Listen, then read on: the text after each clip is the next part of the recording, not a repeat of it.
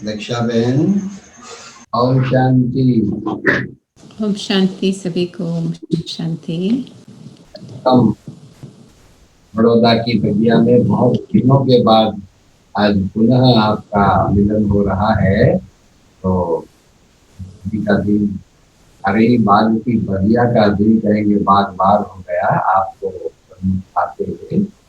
मेरे साथ को जैसे आप सबको पता है, अगले 3 दिन तक विशेष इस बगिया में बाहर रहने वाली है से हमारे दीक्षा बहन, जो 3 दिन संगम युग पर मूलियां है।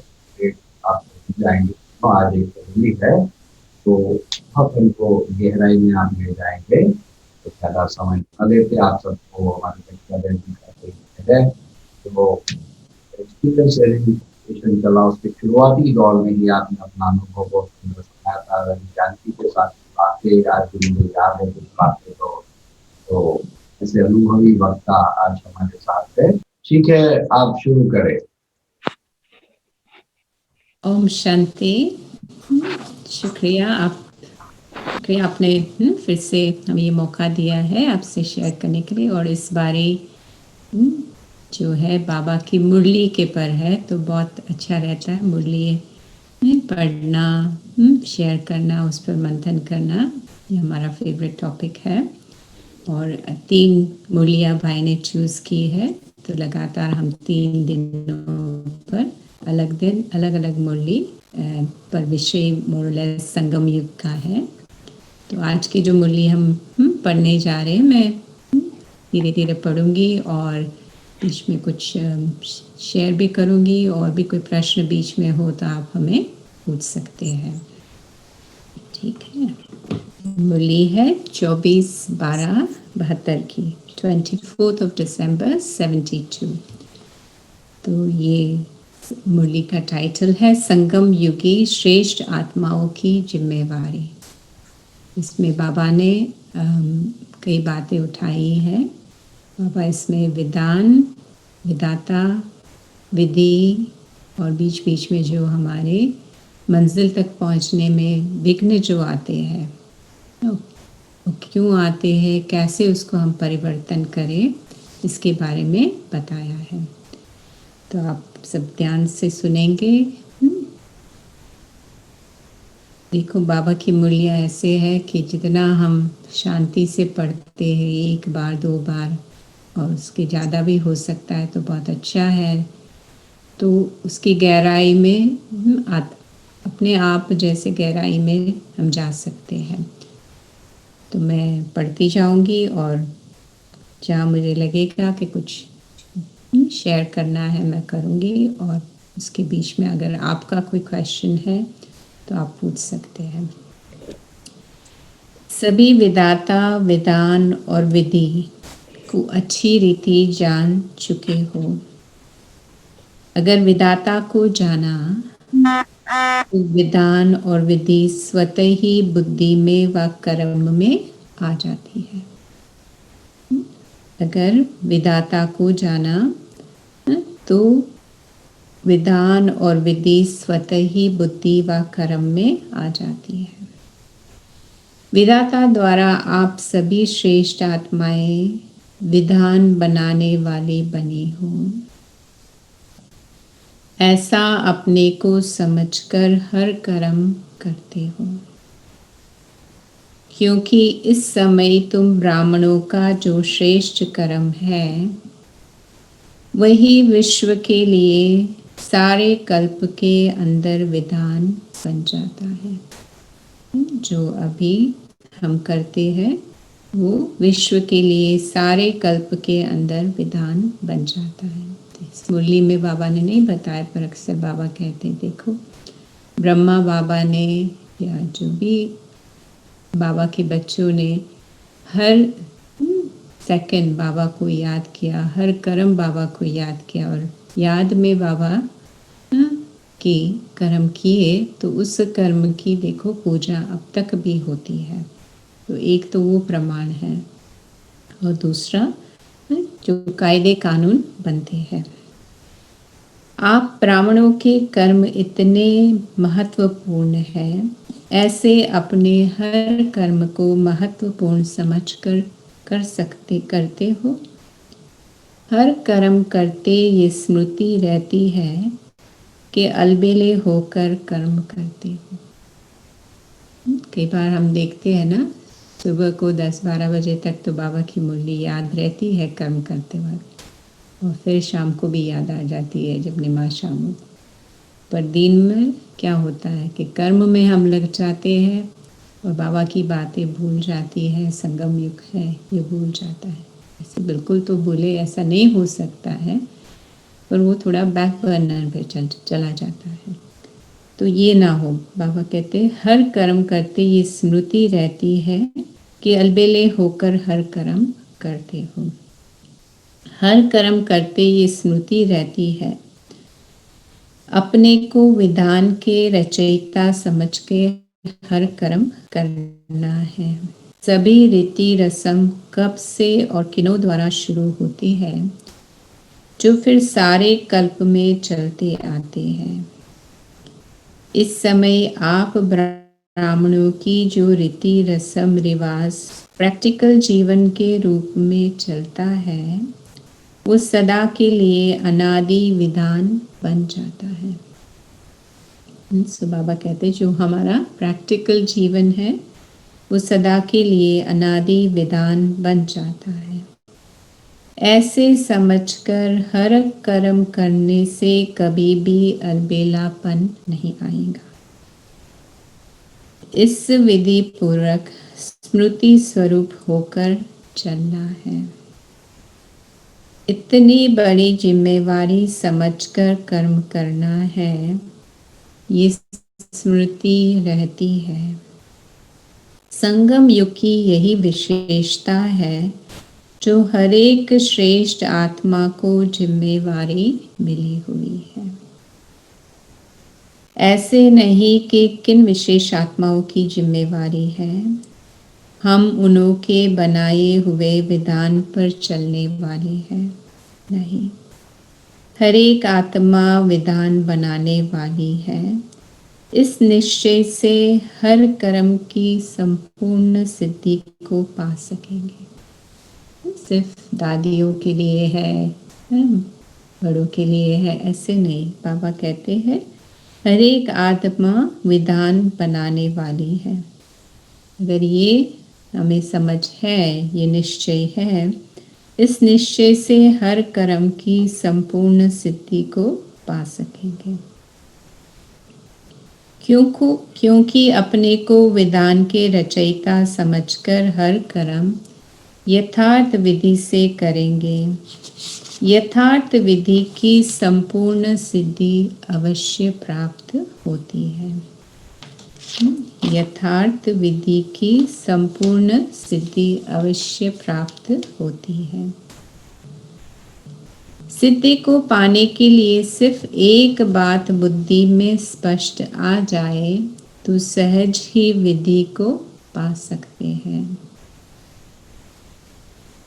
वो कौन सी बात? ये स्मृति भी विस्मृति में क्यों आ जाती है? निमित्त क्या बनती है? सिर्फ एक युक्ति आ जाए तो विस्मृति से सदा के लिए सहज ही मुक्त हो सकते हैं। वो कौन सी युक्ति है? कोई भी बात सामने विघ्न रूप में आती है, इस आई हुई बात को परिवर्तन करना, ये युक्ति आ जाए तो सदा विघ्नों से मुक्त हो सकते हैं। विस्मृति के कारण स्मृति, वृत्ति, दृष्टि और संपर्क बनता है, तो ये सब में असर हो जाता है। स्मृति हो गई तो स्मृति, वृत्ति, दृष्टि, संपर्क सब में उसका असर पड़ता है। इन सभी को परिवर्तन करना आ जाए तो परिपक्वता आ जाएंगी। इन सभी को परिवर्तन करना आ जाए तो परिपक्वता आ जाएंगी।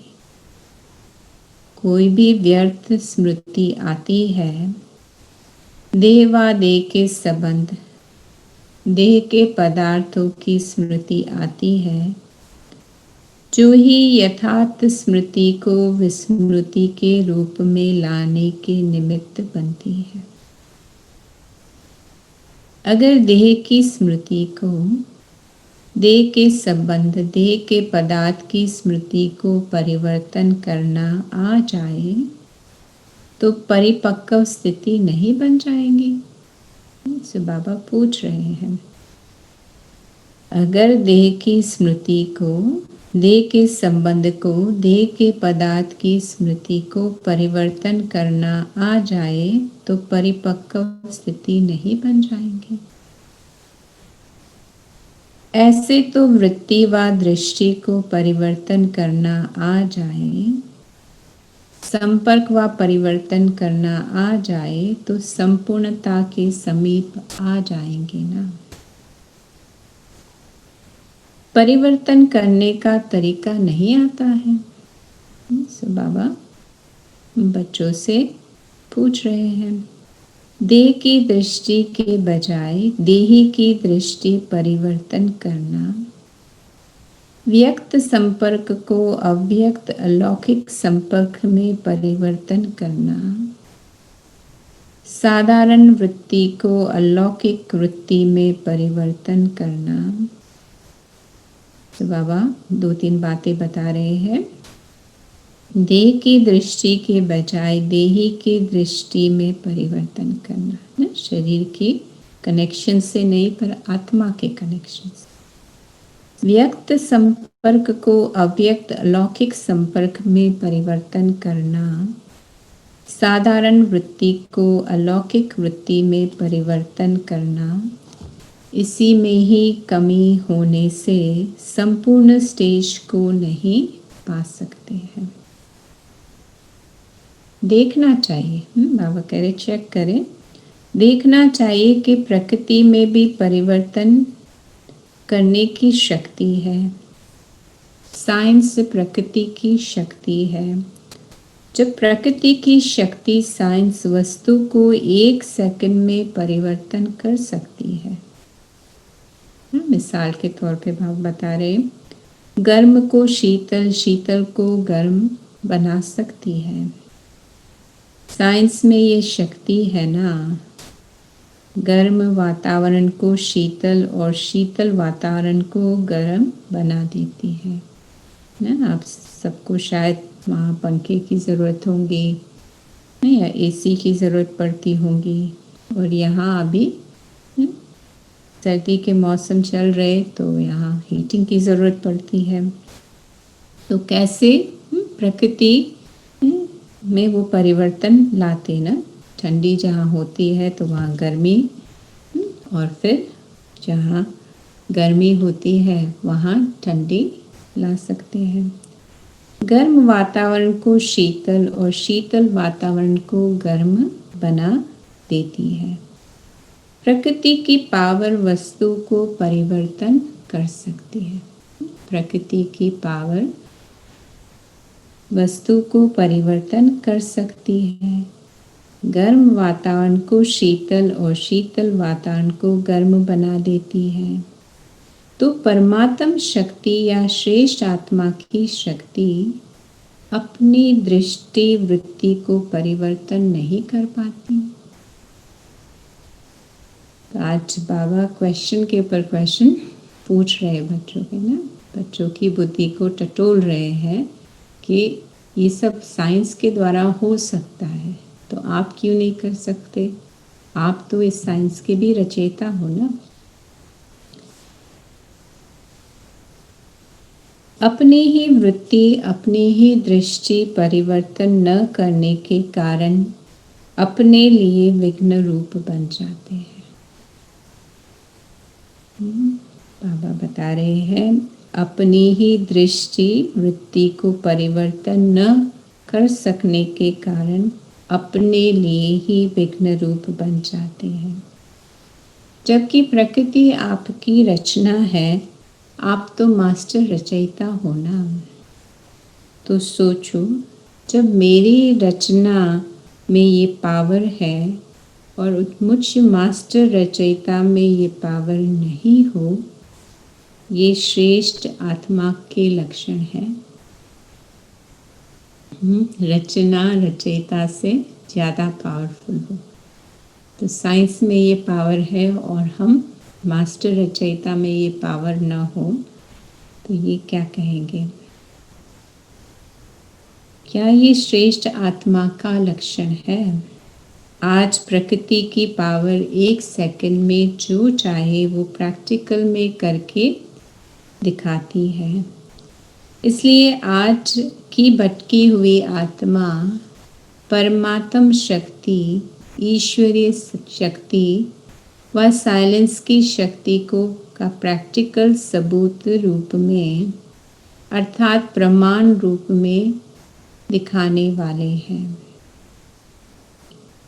कोई अपकार करे, आप 1 सेकंड में अपकार को उपकार में परिवर्तन कर लो। तो जैसे साइंस में वो पावर है परिवर्तन करने का, तो इसी तरह बाबा एग्जाम्पल दे रहे कि किन किन चीज़ों में हम ये परिवर्तन कर सकते हैं। तो बाबा ने अपनी दृष्टि, वृत्ति, संपर्क, कर्म सब में देह के बान को छोड़ हम आत्म अभिमानी स्थिति में रह के ये सब करें। तो इसकी हम गहराई में जितना सोचेंगे तो आपे ही जैसे हमको सॉल्यूशंस मिलेंगे, आपे ही जैसे हमको उसके आंसर्स मिलेंगे कि हाँ ये समय, ये परिस्थिति में मुझे ये ऐसा सोचना है, ऐसा करना है। सो बाबा बता रहे थे कोई अपकार करे, आप सेकंड में अपकार को भी उपकार में परिवर्तन कर लो।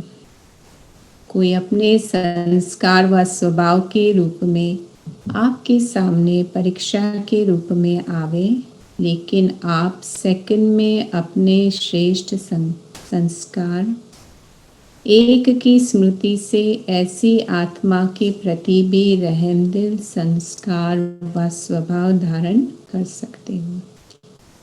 तो कोई कितना भी क्रोधी, कोई कितना भी विरोधी सामने आए, ऐसे नहीं कि हम फिजिकली अपने को सेफ ना रखें, ऐसे भी नहीं कि कोई बहुत कुछ गाली दे रहा है, मेंटली अब्यूज़ कर रहा है, तो वो उनसे हम सेफ ना रहे। तो जो कुछ करना है वो करें, पर हमारे मन की भावना उनके प्रति निराशा की हो, उनके प्रति गुस्से की हो, ये ना हो। ज़रूरत पड़ने पर हमें सत्य बताना भी पड़े, उनसे फर्म रहना भी पड़े।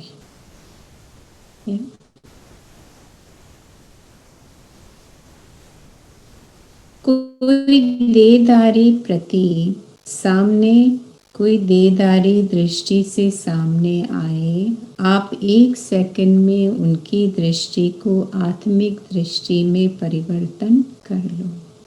कोई गिराने की वृत्ति से व अपने संग दोष में लाने की दृष्टि से सामने आवे, तो आप उनको सदा श्रेष्ठ संग के आधार से उसको भी संग दोष से निकाल श्रेष्ठ संग लगाने वाले बना दो।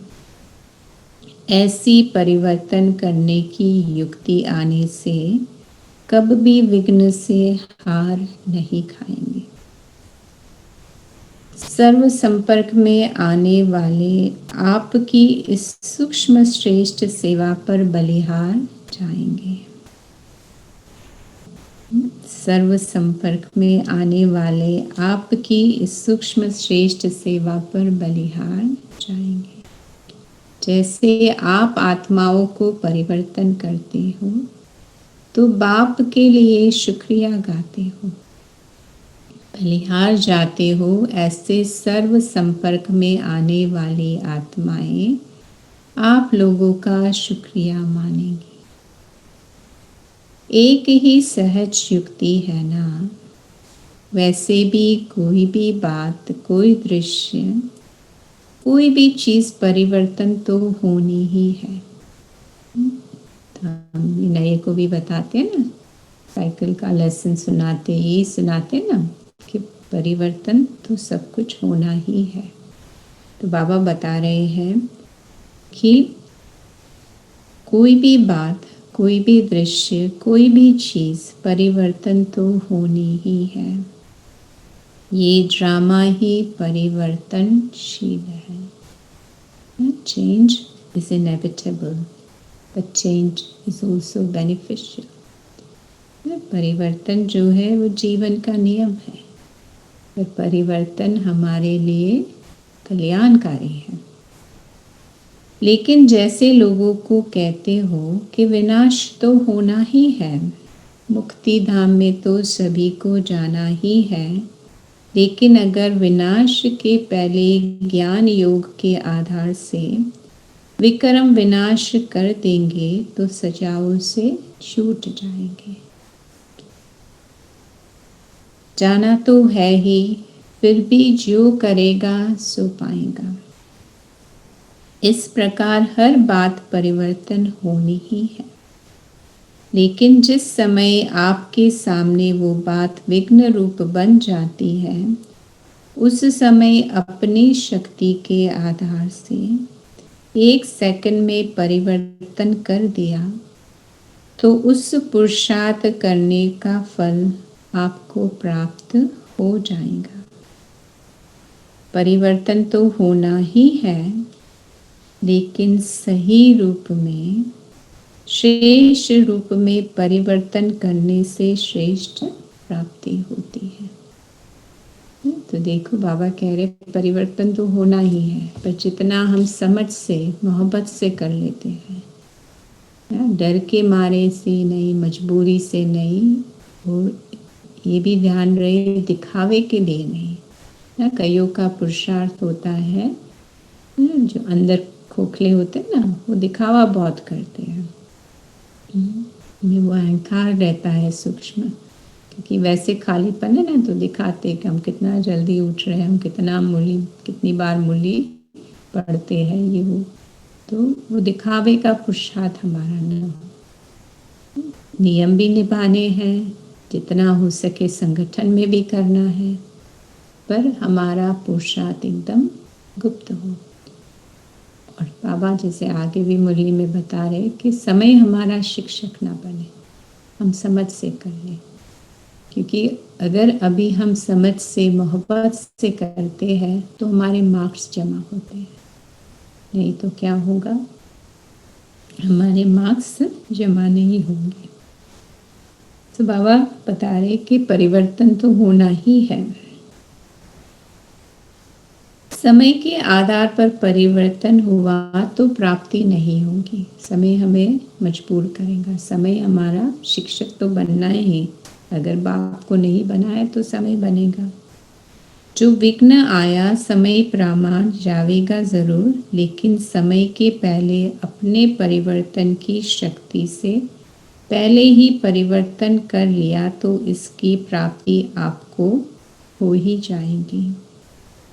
तो ये नहीं सोचना कि जो आया है वो आपे ही चला जाएगा, व इस आत्मा का जितना हिसाब किताब होगा वो पूरा हो ही जाएगा, वह समय आपे ही सबको सिखलाएगा। नहीं मैं करूँगा मैं पाऊँगा, जो करेगा वो पाएगा, समय करेगा तो आप नहीं पाएंगे। बाबा ये सावधानी दे रहे हैं, अगर समय को हमारा शिक्षक बनाया तो हमारे जोड़ी में क्या भरेंगे हम, वो समय की विशेषता हुई न कि आपकी। समय पर जो भी बात स्वतः होती है उसका गायन नहीं होता, लेकिन बिना समय के आधार से कोई कार्य करता है तो कमाल गाई जाती है। इस समय पर हम रेडी हो गए तो होगा, पर समय से पहले हम रेडी हो गए तो गायन होगा। बाबा मिसाल दे रहे, मौसम के फल की इतनी वैल्यू नहीं होती, लेकिन उस फल को बिगर मौसम प्राप्त करो तो वैल्यू हो जाती है। और मिसाल भी हम इस तरह से भी देखते सकते हैं कि जहाँ चलो कोई फ्रूट्स है, कुछ भी है जो बहुत मात्रा में मिलते हैं, वहाँ और थोड़े हो गए तो उसकी इतनी वैल्यू नहीं होती। तो जहाँ नहीं होते और वहाँ वो फ्रूट्स पहुँच गए तो कितनी वैल्यू होती है। जैसे ना अक्सर जयंती बहन भी मिसाल देती है कि आम के सीज़न में बाबा मधुबन से लंदन उनको आम बेचते थे।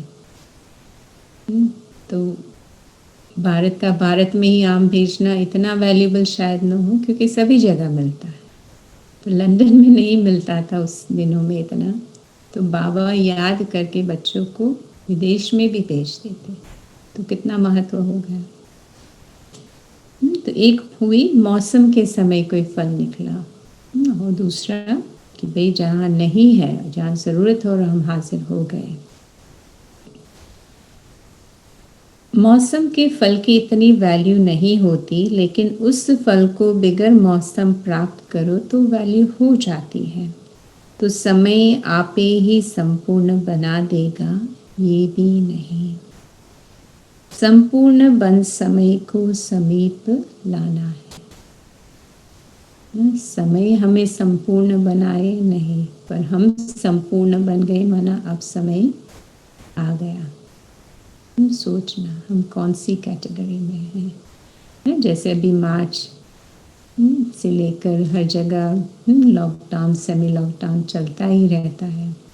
तो अब ये लग रहा है कि समय नज़दीक आ गया है, पर उससे पहले भी हमारी संपूर्णता आ जाए।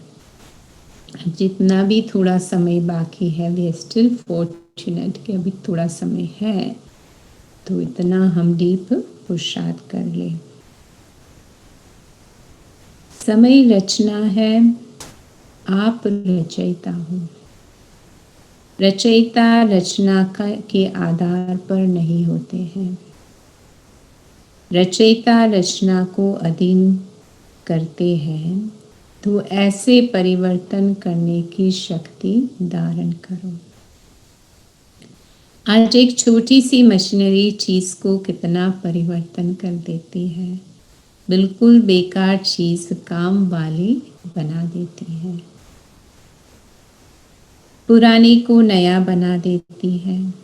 तो आपकी सर्वश्रेष्ठ शक्ति की सूक्ष्म मशीनरी अपनी वृत्ति दृष्टि और दूसरे की वृत्ति दृष्टि को परिवर्तन नहीं कर सकती।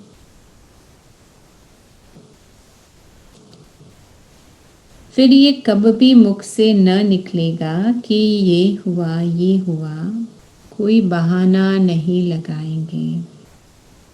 ये भी बहाने हैं। अपने आप को सेफ रखने के भिन्न भिन्न बहाने होते हैं। इसका भी कभी आप मंथन करके लिस्ट निकाल सकते हो। सुनाया था ना कि संगम युग में ब्राह्मणों को सबसे जास्ती ये बाजी आती है। कौन सी बाजी, कौन सा खेल करते हैं?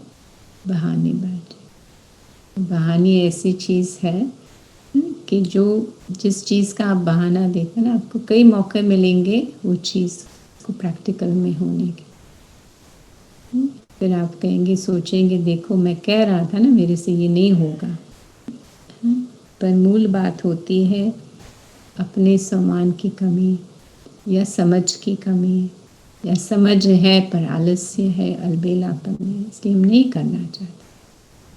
But there will be hundreds of reasons कि सही किया आपने, और हम सोचते हैं हम बहुत सेंसिबल हैं, पर होता क्या है कि हम अपने ही भाग्य से वंचित रह जाते हैं। इसलिए बाबा कहते हैं ये बच्चे बहुत खेल करते हैं। कौन सा खेल? भिन्न भिन्न बहाने देने की बाजी खेलते हैं। इसी से ही परिवर्तन करना है, स्वर्ग के संस्कारों को बदलना है। यही लक्ष्य ब्राह्मणों की जीवन का आधार है। दूसरे बदले तब हम बदले, ऐसे नहीं। हम बदलकर औरों को बदले, सदा इसमें अपने को आगे रखना चाहिए। दूसरा बदले न बदले मैं बदल जाऊंगी, तो दूसरा स्वतः ही बदल जाएगा।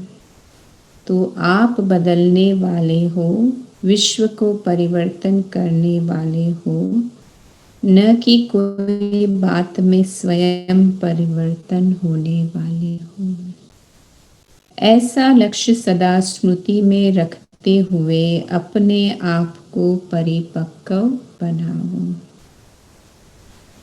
अब समय समीपता की घंटियां बजा रहा है। आप लोग भी जोर शोर से बाप के परिचय का प्रत्यक्ष सबूत दिखाने का पुरुषार्थ करो। जो पालना ली है उस पालना का फल दिखाओ। तो आप में से कई होंगे जो साकार बाबा मम्मा को मिले हैं, दादियों को मिले हैं। नहीं भी मिले हो तो मुरली भी हमारी पालना करते हैं ना, मुरली तो रोज सुनते होंगे। और मार्च से लेकर तो आप जो टीम है वहाँ आपके लिए कोई ना कोई भाई बहनों को देश विदेश के भाई बहनों से पालना मिली है। तो अब हमने इतनी पालना ली है, अब उसका सबूत हम क्या दें।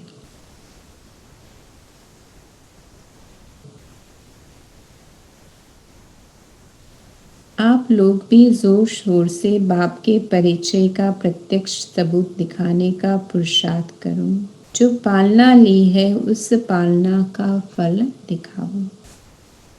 व्यक्त साकार रूप द्वारा शिक्षा और पालना मिली है।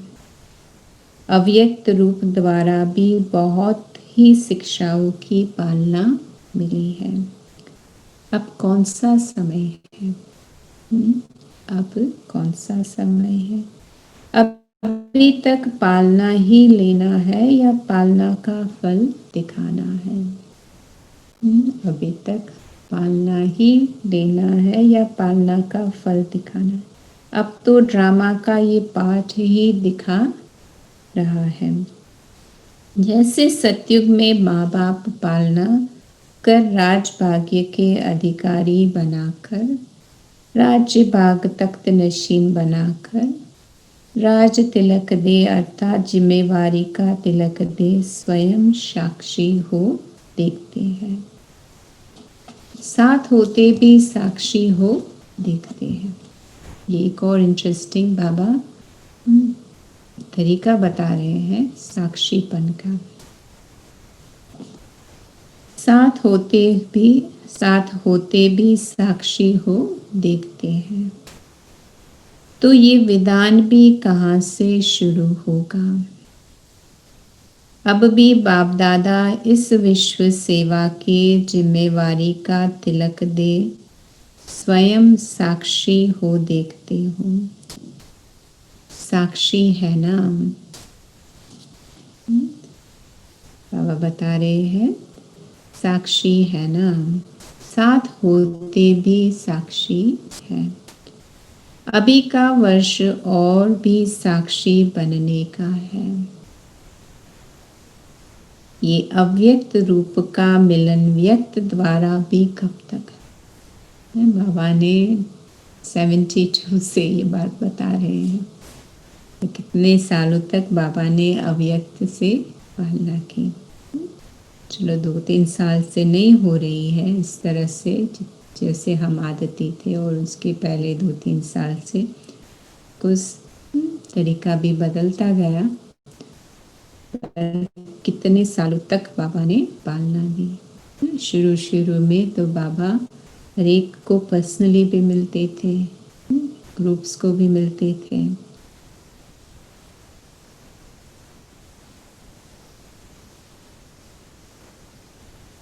तो बाबा बता रहे अभी का वर्ष और साक्षी बनने का है। ये अव्यक्त रूप का मिलन व्यक्त द्वारा भी कब तक?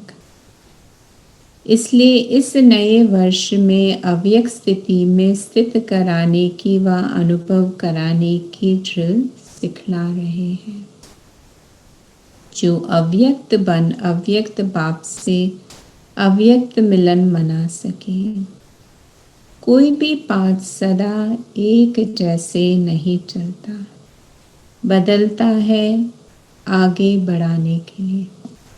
तो ये परिवर्तन जैसे पहले भी बाबा ने कहा कि होना ही है, अब बाबा और अंडरलाइन करा रहे हैं कि ये है हमें आगे बढ़ाने के लिए।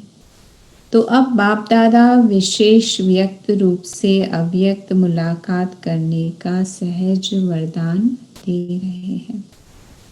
इस नए वर्ष के पहले मास का विशेष वरदान है, ड्रामा प्लान अनुसार जो अव्यक्त स्थिति का बाप की मीठी मीठी रूह रिहान करने का पुरुषार्थ करेगा, उस पुरुषार्थी आत्मा को लगन लगाने वाली आत्मा को सच्चे दिल से बाप से प्राप्ति करने वाली आत्मा को सहज ही वरदान के रूप में अव्यक्ति अनोखे अनुभव प्राप्त होंगे। लाइन फिर से पढ़ती हूँ।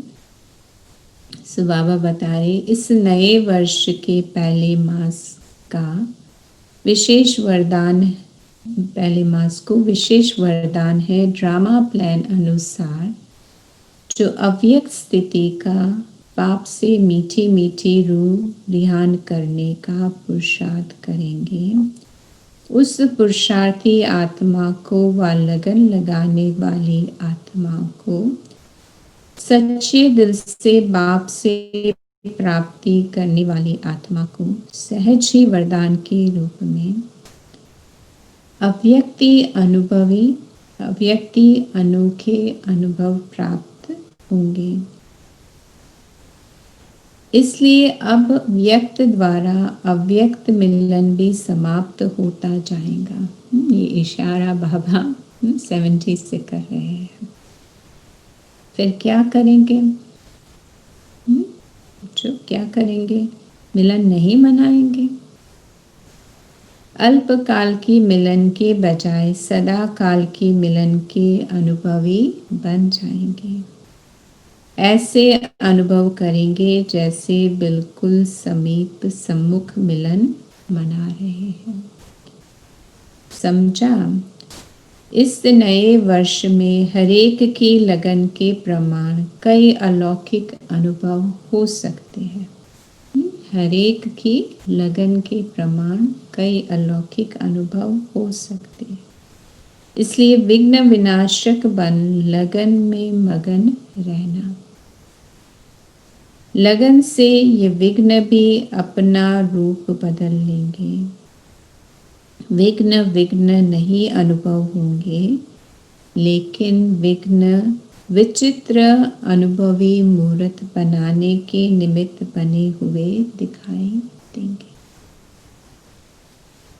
विघ्न भी एक खेल दिखाई देंगे। बड़ी बात छोटी सी अनुभव होंगी, कैसे शब्द बदले ऐसे हो जाएगा। पता नहीं शब्द बदल सभी पता है, अर्थात नॉलेजफुल बन जाएंगे। तो इस वर्ष को विशेष पुरुषार्थ में तीव्रता लाने का वर्ष समझ मनाना। एंड ऑफ द ईयर था, तो दूसरे साल से क्या पुरुषार्थ करे बच्चे, ये बाबा बता रहे हैं। स्वयं को परिवर्तन कर विश्व को परिवर्तन करने का विशेष वर्ष मनाना। अच्छा, ये अव्यक्त वाणी है, तो अव्यक्त वाणी में आपको जैसे पता होगा कि बाबा ने जो भी मुख्य बात बताई है, तो बाबा जनरली क्वेश्चन के रूप में या हमको पूछते हैं या बताते कि ये स्थितियाँ होती है, ये तरीका है, पर अंत में बाबा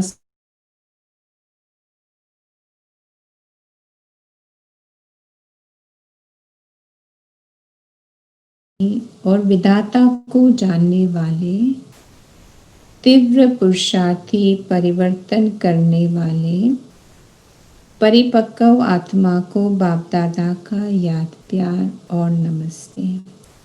ऐसे विधान विधि और विधाता को जानने वाले तीव्र पुरुषार्थी परिवर्तन करने वाले परिपक्व आत्माओं को बाप दादा का याद प्यार और नमस्ते। ओम शांति। तो आज जो मुरली सुनी उस पर आपके क्या थॉट्स है या कुछ पूछना चाहेंगे? आपकी इस मुरली को और गहराई में हमारे पास है और साथ आपसे ये जो रिक्वेस्ट है तो जैसे 3 दिन आपके सेशन रहेंगे तो 3 दिन आप होमवर्क भी दीजिए इसी मुरली। नहीं समझ में आ रहा है।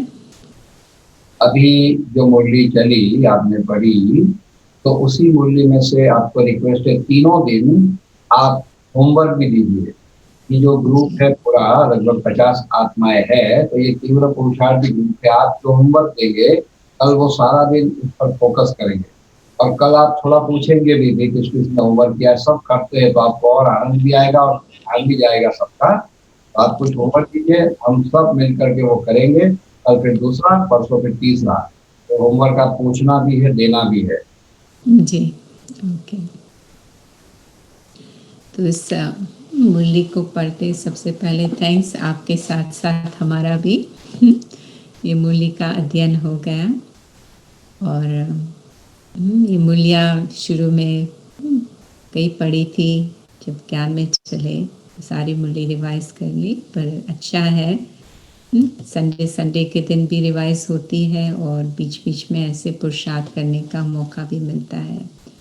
कोशिश तो यही रहती है कि रात को सोने से पहले चलो सारी नहीं तो एक पूरी मुरली नहीं तो थोड़ा सा भी अव्यक्त वाणी कुछ ऐसा पढ़ के सोए तो ये अच्छा है। इसमें बाबा ने जो विशेष बताई हम बच्चों की जिम्मेवारी, तो एक तो हमको ये स्मृति दिलाई है कि हम अधिकारी हैं, हम रचयिता हैं।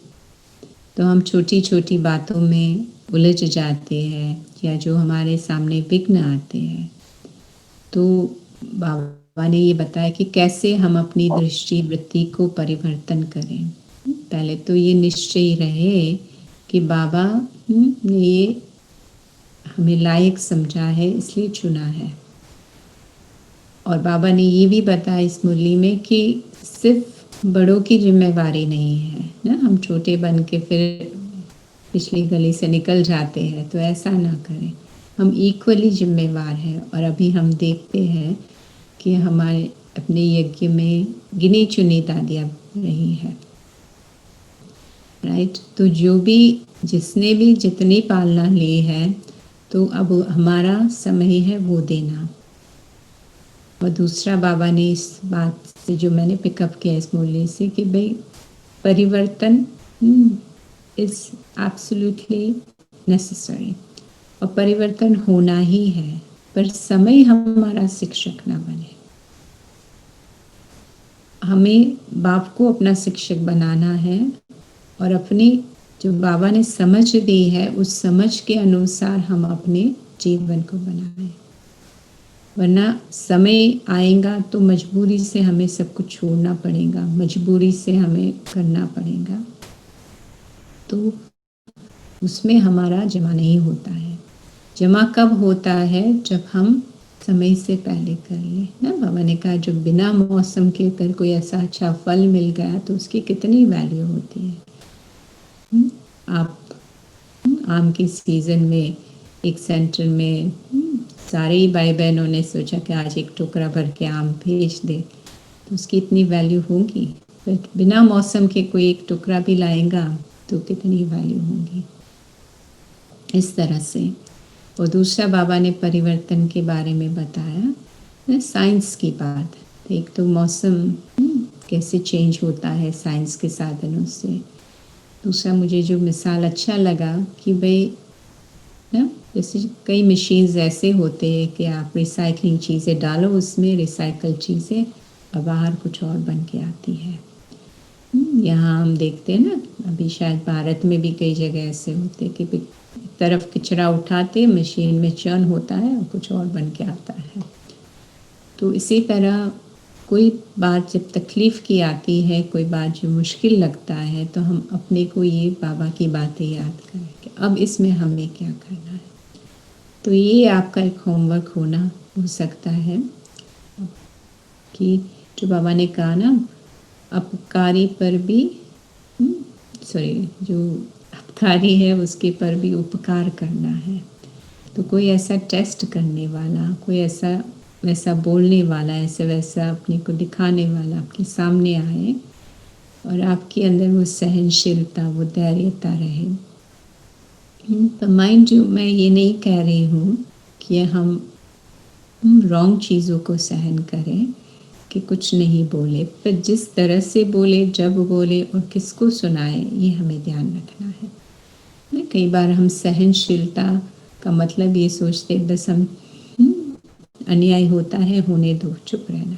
नहीं, आज कई चीज़ें हम देखते हैं कि नहीं बोलने से और बिगड़ सकती है, और कई चीज़ें होती हैं कि जो चुप रहने से बन सकती है। तो ये समझ हमारे में ज़रूर होनी चाहिए। बाबा की याद होंगी तो हमें पता चलेगा कि नहीं, ये अब ये बता दो, पर right time and right method, right tool. अगर इसमें से कोई भी चीज़ अगर गलत हो गई ना, आप समझो सही बात बताई, सही व्यक्ति को भी बताई, पर समय रॉन्ग था, या समय भी राइट हो पर आपका टोन रॉन्ग हो गया, तो ये बहुत ज़रूरी है कि हमारा जो कहने का तरीका ना, शांति से कहे, उनको सम्मान में रह के सम्मान देकर कहे, तो वो परिवर्तन हो सकता है। तो ये होमवर्क हम सब ज़रूर करें कि ऐसे टेस्ट हमारे सबके सामने आती है, आती रहेंगी, तो हम बोले भी, ज़रूरत पड़े तो नहीं बोलने की ज़रूरत है, शांति में अगर बात बन जाती है तो उसको समा दें। और लगता है कि ये बात कभी ना कभी फिर से आनी है, तो भले हम इशारा करें, पर आर टोन, आर बिहेवियर और मेन चीज़ हमारी भावना ना, हमारे आँखों में वो गुस्सा ना हो, हमारे शब्दों में वो गुस्सा ना हो, हमारी भावनाओं में ना हो। तो ये सब बातें हमारे होमवर्क के लिए ध्यान रखें हम, कि किस तरह से हम रचयिता के रूप में, जैसे बाबा ने जो भावना से हमें देखा है कि बाबा के बच्चे हम मास्टर रचयिता है। तो शिव बाबा को कभी किसी बच्चों पर गुस्सा आता है? लास्ट संडे की शायद मुरली थी या नहीं मुरली थी, मुझे वो भूल गई, पर अव्यक्त वाणी थी कि कौन सी वाणी थी, याद नहीं है कौन से दिन की। तो बाबा ने कहा कि एक पराया लगे, एक अपना लगे, ऐसा ना हो ना, सभी अपने हैं, सभी के प्रति हमारी जैसे समदृष्टि हो। एक बार बहुत गहराई से ये चर्चा हुई थी यहाँ दादी के साथ कि हमारी वृत्ति में जब प्रेफरेंसेस भी आ जाते हैं ना, कि मुझे गुजराती अच्छे लगते, मराठी नहीं अच्छे लगते, बस करो, या ये बैकग्राउंड वाले अच्छे लगते, ये बैकग्राउंड या ये व्यक्ति अच्छा लगता है, ब्राह्मणों में भी हमारे ऐसे प्रेफरेंसेस आ जाती है, तो हमें संभालना है, क्योंकि वो सोल कॉन्शियस स्टेज नहीं है। हाँ, ये ज़रूर है कि जैसे कुछ दादियों में हमारा ज़्यादा भावना रहती है, क्योंकि उनसे ज़्यादा हमारा संपर्क रहा है, पर ऐसे नहीं कि अन्य में नहीं है। ये हमें ज़रूर ध्यान रखना है कि इक्वल हमारा विजन हो। और दूसरा, जैसे रहम दिल की बात बाबा ने की, बताई ना, तो रहम दिल को हम और बढ़ाएं, किस तरह से, जितना हमारे अंदर रहम की भावना होगी, तो एक तो हम खुद अलबेले नहीं रहेंगे, और जैसे समय हमारा शिक्षक न बने, हमें ये ध्यान रहेगा। We are so lucky, we are so fortunate कि बाबा कितना हमें खजाना देता है। और पर्सनली भले आप क्लासेस सुनो, ये सुनो, सब करो, प्रोफेसर, मैं ये कहूँगी मुरली आप प्यार से स्टडी करो। एक ही मुरली हम जब 3-4 बार दिन में पढ़ते, कई बार 15 दिन 1 महीने के बाद भी वो मुरली उठाते हैं, क्योंकि हमारे ये पुरुषार्थ रहा है काफ़ी सालों से कि इतनी बार हमको एक मुरली ज़रूर पढ़नी है या सुननी है। आजकल तो सुनने के साधन हो गए, पहले तो पढ़ना ही होता था। पर सुन भी सकते हैं, पर नहीं होती है तो बड़े कई बार 2-3 महीने के बाद भी पड़ी रहती है मेरे पास नोट कि भाई ये मुरली मेरी कम हुई है पढ़ के, तो निकाल के या ढूंढ के हम फिर उसको सुनते हैं या पढ़ते हैं। Then every time you read ऐसे लगता है कि जैसे ये तो ये नई बात है, राइट, एकदम बिल्कुल जैसे नया है। आज की मुरली में भी बाबा ने कितना प्यार से बताया कि बस कॉलिंग डिस्टेंस पर है, सटपंथ पे है, अभी दुनिया बदली के बदली, और बाबा कितना प्यार से समझाता है। तो आई नो आप लोग कल्चरल डिपार्टमेंट से कनेक्टेड है, तो आज हंसी की बात मैं सुबह भाई बहनों से शेयर कर रही थी कि आज की मुरली, साकार मुरली सुनते सुनते बहुत पुराना गाना याद आ गया मुझे। गाना किसने गाया है, कौन सी मूवी का, कुछ याद नहीं है, पर गाने के 1-2 शब्द जैसे ना, न जाने तूने क्या कही, न जाने मैंने क्या सुनी, बात कुछ बन गई। तो इस तरह से एक एहसास हो रहा था बाबा की मुरली सुनते। कई बार शब्द नहीं याद रहते हैं, पर वो परिवर्तन जो होना है, वो परिवर्तन में जो परिपक्वता आनी है वो आ जाती है। तो हम शब्दों को डाइसेक्ट करना भी बहुत ज़रूरी नहीं है। जिस भाव से बाबा कहते हैं ना, उस भाव को हमें अपनाना ज़रूरी है। ठीक है, तो ये होमवर्क ठीक रहेगा कि जो भी परिस्थितियाँ आए तो हम कितना उपकारी बन सकते हैं औरों के लिए, और देखना है कि शायद सहन करना है या कुछ कहना है, वो आप जज करना। बाबा की याद में बाबा टच करेगा कि बच्चे करो, और दूसरा बाबा तो काफ़ी समय से इशारा दे रहा है कि ये अव्यक्त मिलन भी कहाँ तक। और अंत में भी जब बाबा की मूल्यों में बहुत चेंजेस आने लगे थे,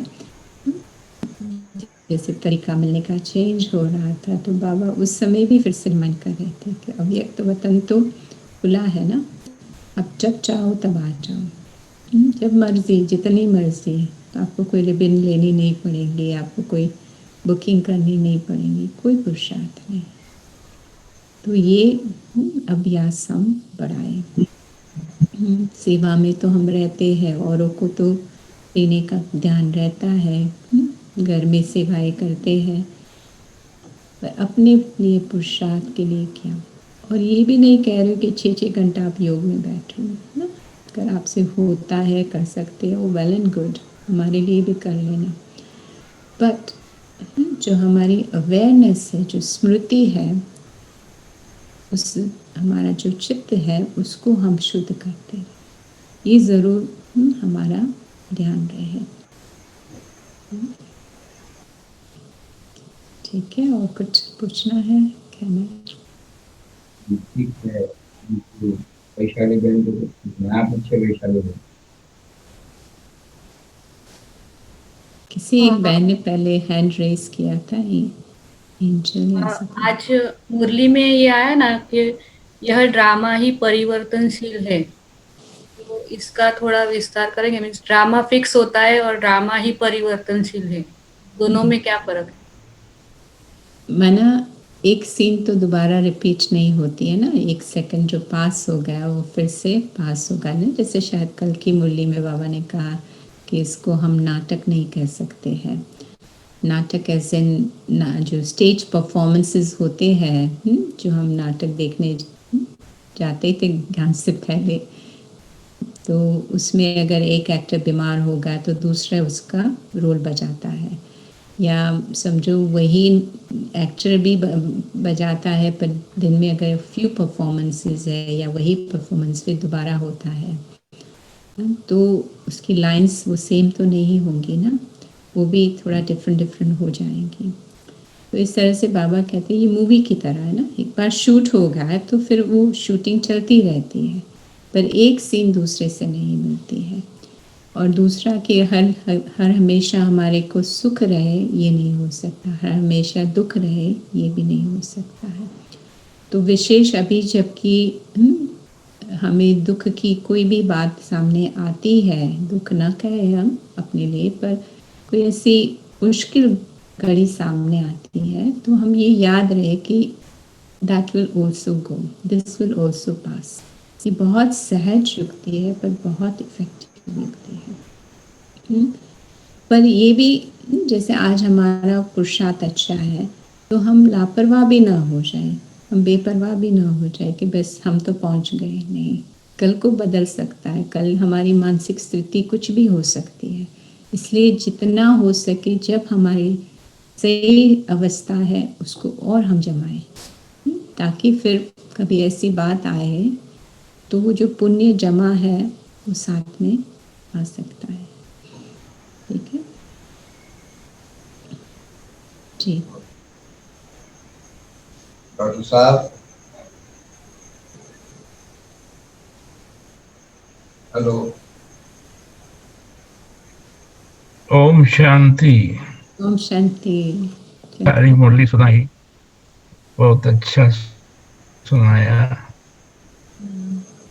मुरली तो वही है लेकिन सुनाने वाले की भी स्थिति का असर पहुंचता है। तो आज की मुरली में जो मुख्य बात यही रही कि हम कैसे हमारे हर कर्म विधान बनते हैं और यही विधान से सारी बातें आगे चलती है। इसलिए हमें अपने हर कार्य को बहुत अटेंशन से करना है। बोलना, देखना, वृत्ति, संकल्प सबको अटेंशन से हमें इस संगम युग में करना है, जिससे हम एक हमारा कर्म विधान बन जाए जो बाद में सब लोग फॉलो कर सके हैं। और मुख्य बात तो बाबा ने यही बताया कि परिवर्तनशीलता का स्वरूप हमें समझना है। हम अभी पॉजिटिव परिवर्तन करना चाहते हैं। वैसे तो नीचे आए वो भी परिवर्तन हुआ, सतयुग से कलयुग तक भी परिवर्तन हुआ सारा वर्ल्ड ड्रामा का।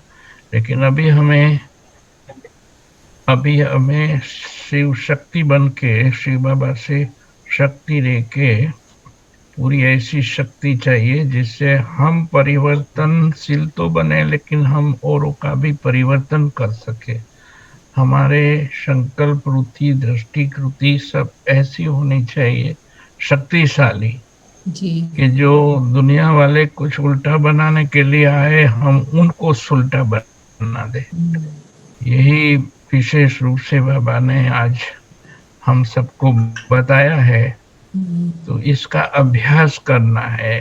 तो पहला अभ्यास तो हमें यही करना है कि मैं पॉजिटिव परिवर्तनशील आत्मा हूँ और होके ही रहूंगी। तो ये दृढ़ संकल्प के साथ हम प्रैक्टिस करेंगे। और परिवर्तनशीलता भी हमारे सामने है कि ड्रामा कैसे परिवर्तनशील है। नेगेटिव परिवर्तन भी ड्रामा में हुआ। हम शुद्र बने, फिर अभी पॉजिटिव परिवर्तन में हमें सदा रहना है। और इसी में हर बात में परिवर्तन आता है। हम रचता है, रचना नहीं। समय भी हमारी रचना है। तो इसीलिए ये 3-4 मुख्य बातें बुद्धि में धारण करके अभ्यास करेंगे और उस स्वरूप में टिकने का अभ्यास करना है। विश्व परिवर्तक में हूँ, ये भी संकल्प हमारा जितना मजबूत, दृढ़ होगा, शक्तिशाली होगा, तो इसकी वाइब्रेशन भी जाएंगी, व्यक्ति पर भी असर होगा।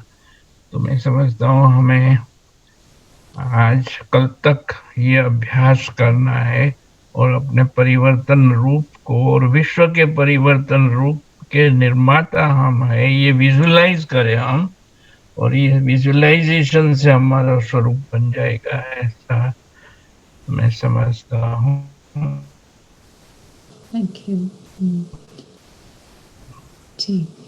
और बाकी इतने सब बाबा के बच्चे आए हैं, छात्रक है जो बैठ के अच्छी तरह सुन रहे हैं, इसीलिए सब जो रेगुलर इतनी पढ़ाई करने वाले सच्चे रियल यूनिवर्सिटी में हम अब बैठे हैं। ये हमारी रियल यूनिवर्सिटी है जिसमें हमारे दिनेश भाई और हेमानी बेन ने बड़ा अच्छा रोल लिया है। हर रोज नई नई बातें लाके हम सबको आगे बढ़ाने की। शुभिनंदन तो साथ में प्यारे दक्षा बेन, सारी दिशा बता के हमको ऊंच से ऊंच ले जाने की भावना के साथ हमारा निमंत्रण एक्सेप्ट किया और बड़े प्यार से, बड़ी शांति से, बहुत अच्छी तरह मुरली सुनाई, जो बाप दादा की भावनाएं हमको मिली कि कैसे हमें परिवर्तन करना है। इसलिए last but not the least, बाबा को भी बहुत बहुत बहुत थैंक्स, जो बाबा ने ये सब प्रेरणा के आधार पर हम लोगों को इकट्ठा करके संगठन में स्वाहा के स्व परिवर्तन से विश्व परिवर्तन करने की ये सारी स्टडी कराते हैं। बाबा ही तो टीचर है, स्टडी वो ही कराते हैं, हम बच्चों को निमित्त बना के। इसीलिए बहुत बहुत धन्यवाद दक्षा बेन, और अभी भी 2 दिन आते रहना और अच्छी तरह पढ़ाते रहेंगे, हम पढ़ते रहेंगे। ओके, ओम शांति। बाबा ही शिक्षक है और हमारा भाग्य है कि आप सबके साथ बाबा के ही मुरली चयन करने का मौका मिल रहा है। जैसे बताया, मुरली बहुत हमारी प्यारी चीज़ है। It's like one of my greatest hobby, तो इसलिए हमें स्टडी करना अच्छा लगता है। धीरज से, शांति से पढ़ो, आप ही बातें खुलती जाती हैं। शुक्रिया। ओम शांति।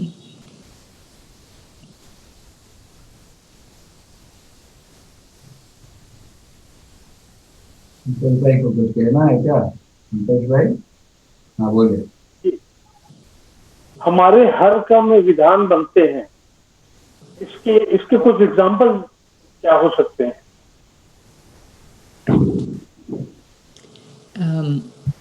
जिस तरह से मुरली के वक्त बताया ना कि जैसे बाबा की जो भी बाबा ने कर्म किए, तो आज हम देखते भक्ति के हिसाब से भी उसकी यादगार, उसकी पूजा होती रहती है।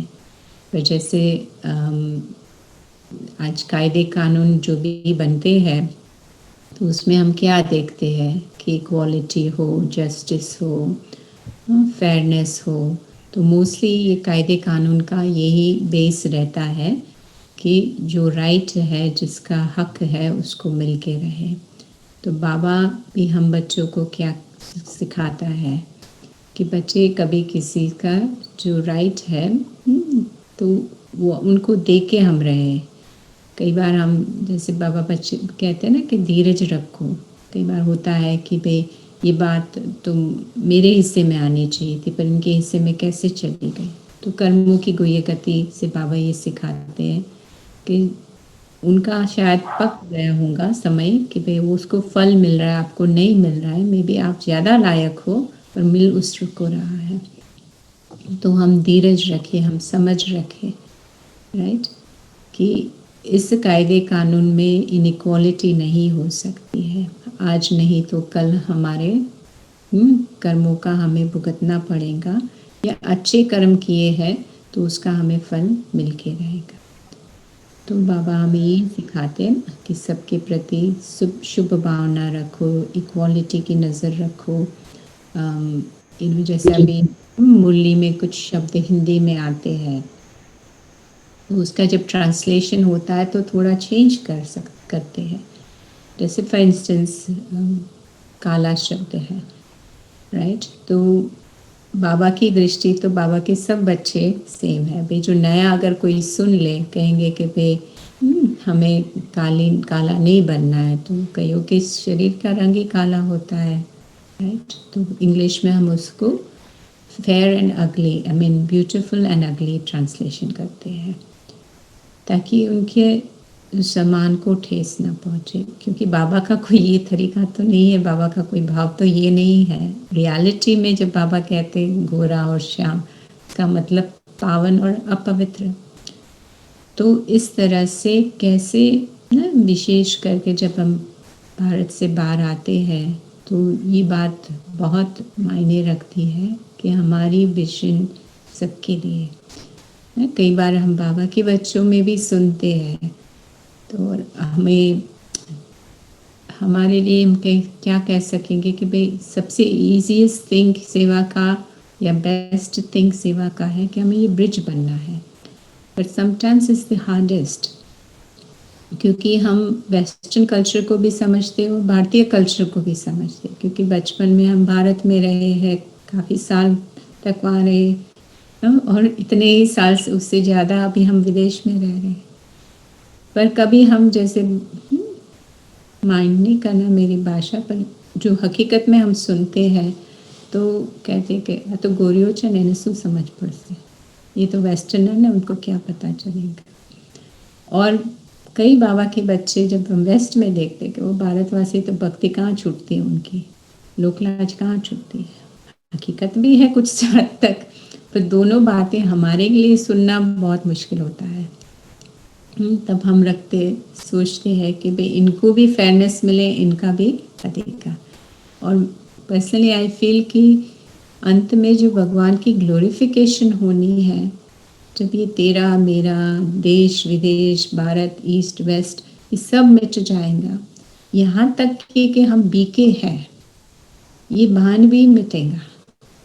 एक ही ना, जैसे दादी भी हमेशा कहती थी कि सर्वश्रेष्ठ सम्मान जो है वो है हम भगवान के बच्चे हैं। कल हम किसी बहन से बात कर रहे थे, अपनी बीके बहन है, इस्लाम फेथ से है, तो वो कह रहे थे कि वो रफ़ी साहब का गाना याद कर रहे थे। वो मुझे लाइन सुना रहे थे, कहते मैंने कभी ये सुना था, कहते ये मेरा पुरुषार्थ है। कौन सा गाना है, आप दिनेश में हेल्प करना मुझे। तो हिंदू न बनेगा न मुसलमान बनेगा, इंसान की औलाद है इंसान बनेगा, राइट? तो हम भगवान की संतान हैं, तो हम किस तरह से हमारे इंटरैक्शंस में क्या रखना चाहिए, क्या नहीं होना चाहिए, तो उसी के हिसाब से दुनिया के कायदे कानून, आज के कायदे कानून आप छोड़ दो, कलयुग का अंत का समय है, पर नॉर्मली जो कायदे कानून होते हैं वो होते हैं सबकी भलाई के लिए, राइट?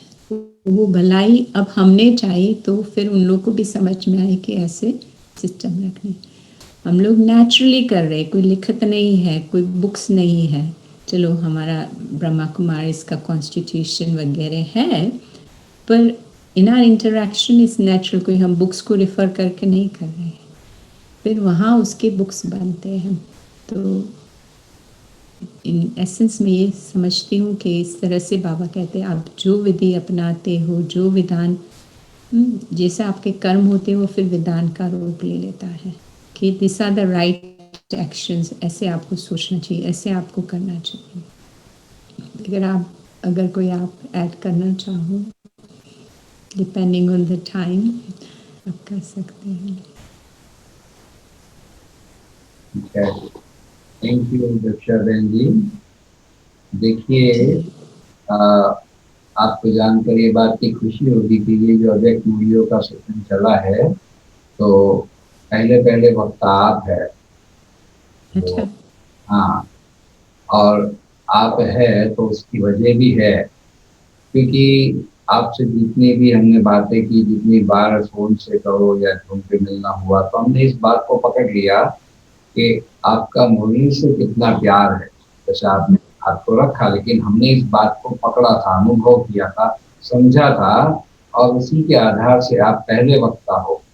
अभी बहुत सारे वक्ता आएंगे, लेकिन पहले 3 दिन का स्लॉट आपके लिए सिलेक्ट किया है, क्योंकि आपका मुरली के प्रति जो प्यार है, तो हमें एक प्रेरणा आई कि बस आपको ही पहले बुलाया जाए। तो जब अनुभव का सत्र चला, उसमें भी आप शुरुआती दौर में रहे और इसमें तो आप नंबर 1 रहे, इसकी आपको विशेष मुबारक है। और आपकी वाणी से हमेशा ये महसूसता होती है जैसे कि शांति की सरिता बहती है, और ये हर ब्राह्मण आत्मा को ये अचीवमेंट होना चाहिए कि हमारी वाणी से शांति की जैसे सरिता बह रही है, तो आप जैसे इसकी एक मिसाल है। तो इस हमको प्रेरणा मिलती है, इसकी भी आपको बहुत बधाई है और मुबारक है। और ये 3 दिन तो हमारे पास बहुत विशेष है, जैसे सुनाया शुरू में, और 2 दिन है भाई और बहनों। तो जितना हम ज्यादा लाभ ले सके दक्षा बहन जी का, उतना हम सबको लेना है। अच्छा, ओम शांति, गुड नाइट, शुभ रात्रि, शब्बा खैर। और डॉक्टर साहब ने भी बहुत अच्छा एनालिसिस सुनाया, तो डॉक्टर साहब का भी बहुत धन्यवाद करता हूँ। नरसी दादा को कुछ कहना है? हाँ बोलो। टाइम हो गया है वैसे, थोड़ा 10 मिनट ऊपर। ओके ओके, ठीक है, thank you. Okay Lakshman, 2 minute बाबा की याद में बैठते हैं। बैठे, पर मैं भी एक चीज़ कहना चाहूँगी कि आप जो भी टीम है, डॉक्टर भाई, चंपा बहन, मिनेश भाई, हिमानी बहन, आप लोग भी सबकी विशेषताओं को देखकर आपने जो इतनी सबकी पालना की, और मैं सुनती हूँ श्योर कि भाई मुरली में ज़्यादा मेरा इंटरेस्ट है, इसलिए एक बार हंसी में आपको कह रही थी कि भाई हमारा भागवत पे इंटरेस्ट नहीं हुआ है, गीता पर ही हमारा क्लास चल रहा है, हमारा मुरली पर ही चल रहा है। तो ज़रूर आपने वो बात पकड़ी है, पर ये भी आपकी एक विशेषता है कि भाई कैसे आप कैच करके वो जो जिसकी बेस्ट बातें हैं तो उससे निकालवा रहे, तो इससे सबकी ज़्यादा पालना होती है। सो आपको भी बहुत थैंक्स। और हमारा ये सौभाग्य हम समझेंगे कि आप इस ग्रुप से शेयर करने को मिला। और आई नो बहुत सारे भाई बहने जब भी हमने कभी शेयर किया है तो यहाँ वहाँ से भी ईमेल्स व्हाट्सएप आते हैं कि अच्छा, तो आप इस ग्रुप की में जो जो होता है, तो हज़ारों की संख्या में भाई बहनें सुनते हैं देश विदेश में, तो ये भी एक बड़ी बात है। तो मेरे साथियों, देखो दक्षा बहन ने, क्योंकि वहाँ बहुत सेवाओं में आप बिजी रहते हैं, और इतने बिजी होते हुए भी कार्य बात की बगिया से इतना प्यार है और आपने इतना समय दिया, तो हम सब एक आज से उनका अभिवादन करें, धन्यवाद करें, ये हमारा फर्ज बनता है। और फिर 2 मिनट बाबा की याद में हम सब बैठेंगे। देखो सब आपको धन्यवाद दे रहे हैं दक्षा बहन। अच्छा चलिए, कुछ पल आप शांति से बैठते हैं, कुछ पूरा करें।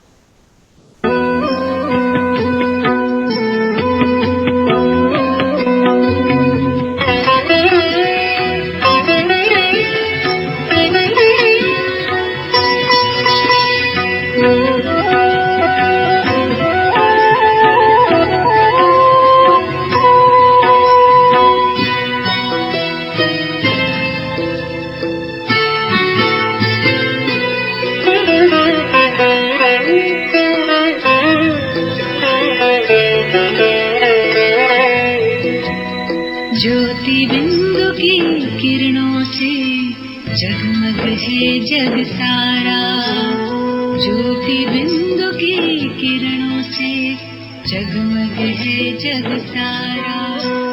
धरा गगन में अंतर मन में, धरा गगन में अंतर मन में उजियारा दे।